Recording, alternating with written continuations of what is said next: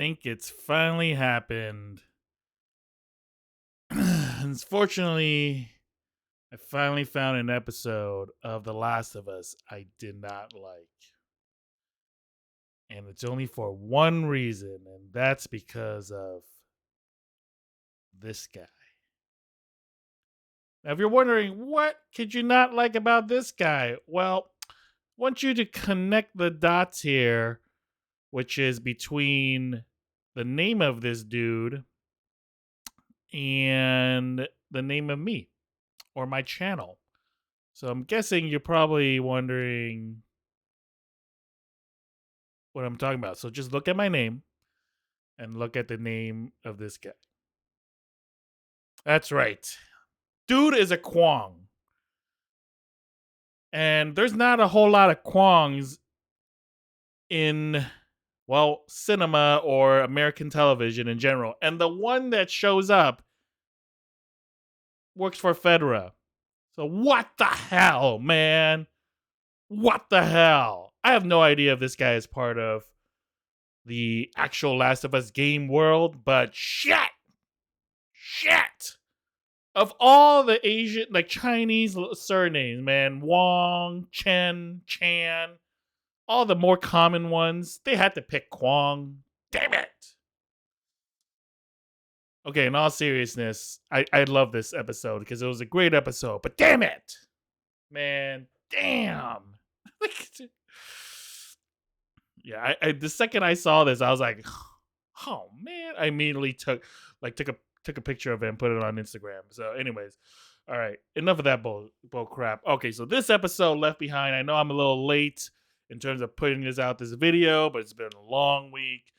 Yeah, but episode 7 was great because we finally got a story of Ellie and of her past, and her and Riley, what's going on, the relationship between the two of them. We got to see um them go into a mall and like basically how Ellie got bit, and how she discovered that she's immune to this virus, right? So totally great episode of just like understanding her background a little bit more. Most likely, right after this is where she meets up with Miriam or whoever that other Firefly lady is, and how her journey gets started into all this crazy shenanigans. I thought this was a great episode, and it was very nostalgic too because remember, the infection, everything happened in 2003. So right about 2003, I was 17 years old. So in 2003, I was 17 years old. Um, and it was a very interesting time back then because malls had arcades. Back then there wasn't a whole lot of the internet was just kind of in its infancy. Right around that time was, I think, like Google had just started. Everyone was using Yahoo back then. There were at least like 15 different search engines like Lycos. Um, uh, People using Hotmail. People were using AOL still. ASL.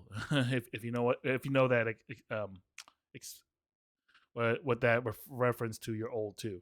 Um, and that was the era back then. So for them to go into the mall as it basically is a time capsule for 2003, it was very nostalgic. They had the Spirit store of Halloween. They had the Spirit, a clothing line, which I don't think even exists anymore. I'm not even sure how to pronounce Spirit. I don't know. But like a lot of that was just so nostalgic. Having an arcade was definitely a huge thing. Like in the sense that like it was, if a mall had an arcade that was perfect for kids because no kid wanted to be tagging along as their parents went shopping, so they would just like, all right, here's $20, go play in the arcade, kids. And the kids would be there for hours depending on how fast you blew through money, right? So that was like probably one of the best things about going to the mall. And if the mall didn't have an arcade, god dude, there was nothing else to entertain kids. We didn't have smartphones back then. So it was, I mean, at best, people had Palm Pilots and Palm PDAs, but there was no games on that. There was no social media. The only social media back then was Zynga and MySpace. All right, and maybe Friendster. So, anyways, enough about the past. What I love about this story is just just how the relationship between Ellie and Riley, and just like the how how much they meant to each other. We find out how she joined the Fireflies and how Ellie eventually probably comes into contact with the Fireflies, and yeah, I think it just builds up so much more of her motivations and like how um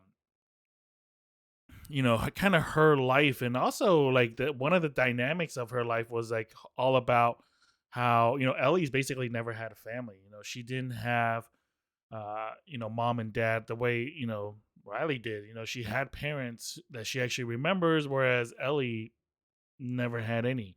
So, or at least none that she knew. So that's definitely a huge bummer, and also a very big, in general, just kind of overall kind of reveal into her backstory. Again, it's a reveal for me because I've never played the game. So, um, and then the obviously everything kind of escalates into the final kind of arc, or the climax of the chapter, where there isn't an infected in the mall, and eventually attacks them and bites them, or hurts them in some way, but they infects them, right?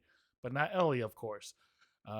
Which part of me drives me kind of crazy, because I'm like, why didn't you check all the stores? Like the fact that that place is boarded up because there were infected in there, and then you decide like, maybe there is an infected in there, but you go in and you find it's empty, which is makes sense.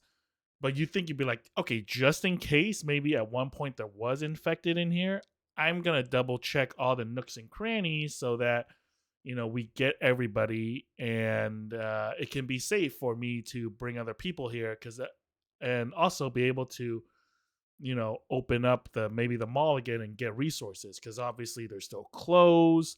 There's the Foot Locker still there, so maybe there's still shoes that they can kind of start scavenging for.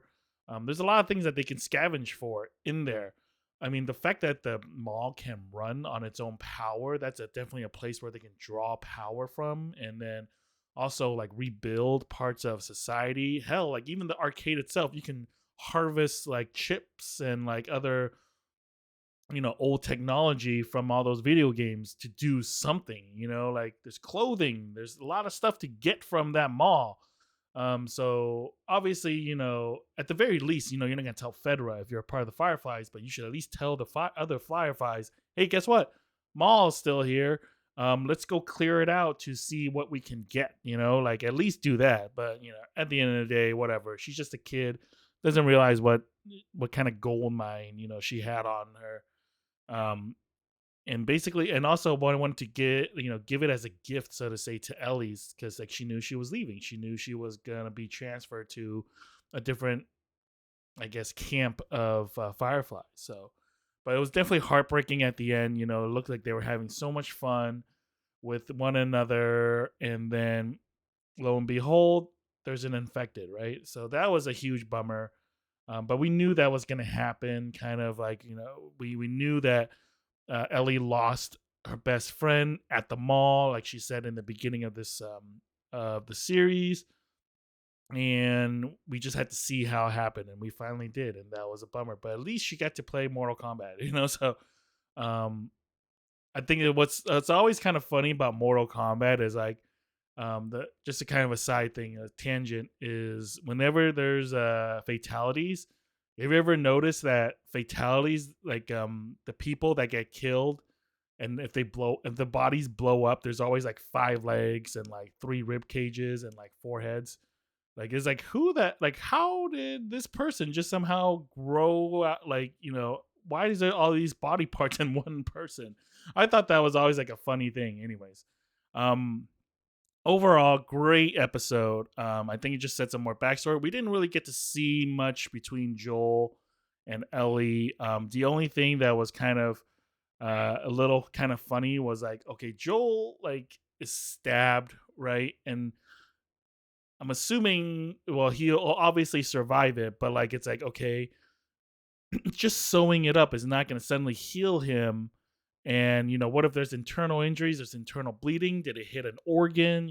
What else does, like, she needs to assess the damage inside. But then again, maybe they're like applying some like video game like healing, where it's like, video game logic is always like, you can't spend all that time trying to heal yourself, except for, I think, the only game I think that had like the best healing was Metal Gear Solid 3, where like if you had like a laceration, you had to clean the wound, you had to sew up the wound, and then you had to put a bandage on the wound. Was that, I think that was Metal Gear Solid 3.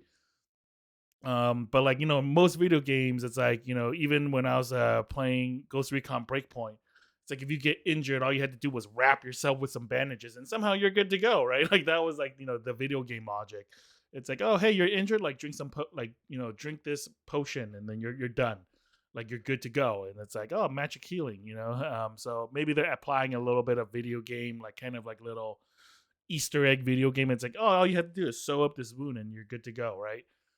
But I think in the next episode we'll probably see Joel back, or maybe like close to being back on his feet, or at least healing a little bit. So I think there might be a little bit of a time jump in the next episode. I'm not exactly sure, but there is a sneak peek for episode 8. I don't want to jump into it. I don't want to be like spoiling anything. I think we have like way too many trailers for stuff these days. And so I don't want to know what happens. I don't want to like, get a glimpse of what happens next. So we'll see what happens in episode 8. But I think, hopefully we'll see Joel back on his feet. And if in case like you want to see more of Pedro Pascal, The Mandalorian's out, season 1. So the first episode is out. Obviously you don't see his face, but you hear his voice. So if you want more Pedro Pascal, definitely go check that out. Anyways, that's it for me for episode 7. Kind of a bummer to have a Kwong in there, but at least there is a Kwong now. And I also thought about it, like technically, like the guy who plays him, I forget what is the actor's name, and he's about 10 years older than me. But if this in this scenario, like I would have been 17 when the infected when the outbreak happened.